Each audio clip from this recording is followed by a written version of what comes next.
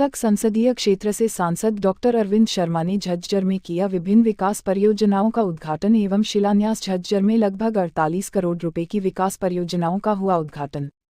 कांग्रेस का वजूद समाप्त हो चुका है, हल्ला बोल रैली का के कोई मायने नहीं। भाजपा राज में देश व प्रदेश में हो रहा है चहुमुखी विकास। रोहतक संसदीय क्षेत्र से भाजपा सांसद डॉक्टर अरविंद शर्मा ने आज झज्जर में विभिन्न विकास परियोजनाओं का उद्घाटन एवं शिलान्यास किया। झज्जर में लगभग 48 करोड़ रुपए की परियोजनाएं आज शुरू की गई।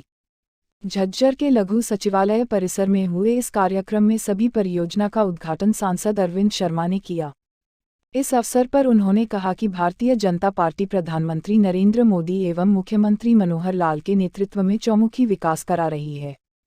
लोगों को किसी भी तरह की परेशानी ना हो, इसके लिए भारतीय जनता पार्टी कृत संकल्प है। जनता भविष्य में भी विकास के लिए भारतीय जनता पार्टी की ओर देख रही है और आने वाले समय में एक बार फिर से भारतीय जनता पार्टी को शानदार जीत दिलाकर सत्ता में भेजेगी।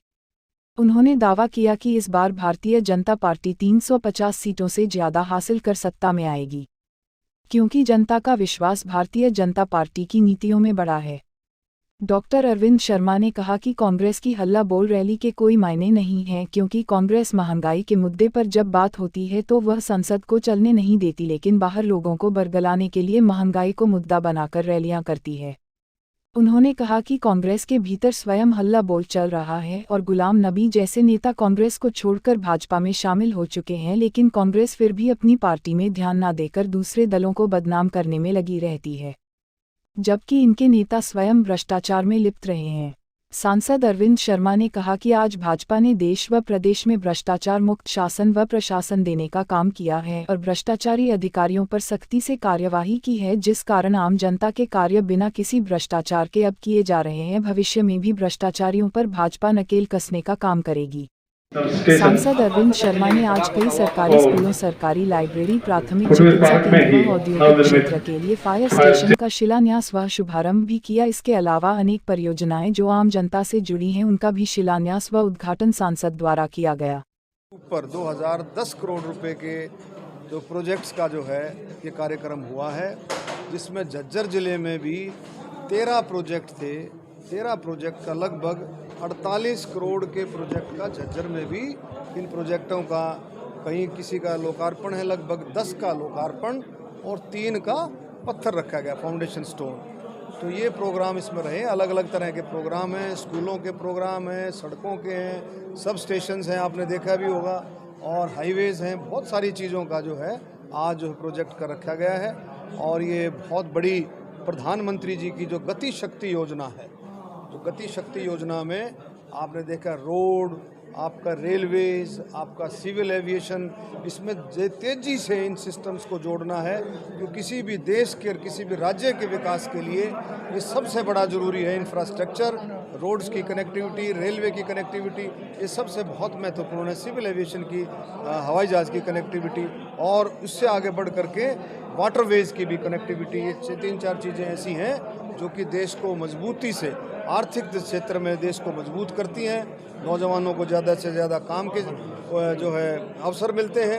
और इन सारी चीज़ों को देखते हुए आज मुख्यमंत्री जी ने भ्रष्टाचार को रोकने के लिए सीएम साहब ने नए पोर्टल की बात, खास करके इंजीनियरिंग लाइन में, उसको किस रूप में देखते हैं? देखिए, मुख्यमंत्री जी ने भी कहा है, ये पहले भ्रष्टाचार बहुत पहले से बहुत जड़ें जमाए हुए हैं, बहुत गहराई से, लेकिन भारतीय जनता पार्टी की सरकार में इस पर एक लगाम लगी है, चेक लगा है, और बहुत सारे सिस्टम में काफ़ी दोषियों को जो है, काफ़ी जो लोगों को, अफसरों को भी और आम लोगों को भी इसमें पकड़ा भी गया है, और उनकी कानूनी कार्रवाई भी शुरू हुई है, चली है, और सजाएं भी हुई हैं लोगों को।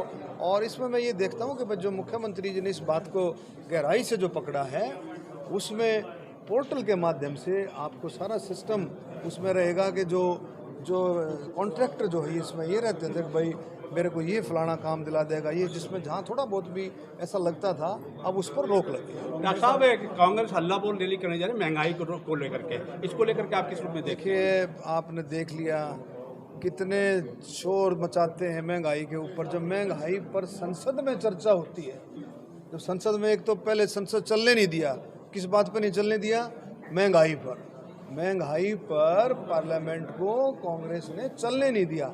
और जब महंगाई पर चर्चा आई, भारतीय जनता पार्टी कहती रही, हमारी सरकार कहती रही, मंत्री कहते रहे कि भाई आओ, स्पीकर साहब कहते रहे आओ महंगाई पर चर्चा करो।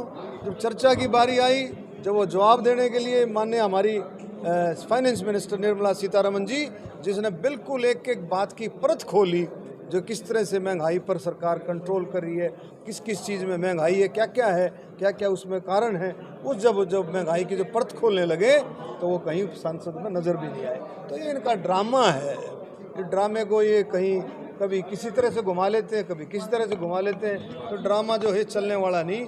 देश प्रधानमंत्री नरेंद्र मोदी जी के नेतृत्व में बहुत ही अच्छे तरीके से विकास के रास्ते पर प्रोग्रेस कर रहा है और हर चीज़ पर धीरे धीरे करके हर चीज़ पर कांग्रेस छोड़ चुके गुलाम नबी आज़ाद से भूपेंद्र सिंह हुड्डा ने मुलाकात की गुप्त रूप से, इसको किस रूप में देखते हैं आप? कोई खास बात नहीं है, तो एक रूटीन प्रतीक। बिहार के मुख्यमंत्री नीतीश कुमार को विपक्ष अपना चेहरा देख रही है प्रधानमंत्री के रूप में, और उन्होंने कहा कि आगामी चुनाव में 2024 के चुनाव में और बीजेपी को 50 सीटों तक समेट देंगे। उसमें तो सामने आ जाएगा नरेंद्र मोदी जी का भारतीय जनता पार्टी का कोई मुकाबला नहीं है। देश को मोदी जी के नेतृत्व की ज़रूरत है, देश को भारतीय जनता पार्टी के नेतृत्व की ज़रूरत है।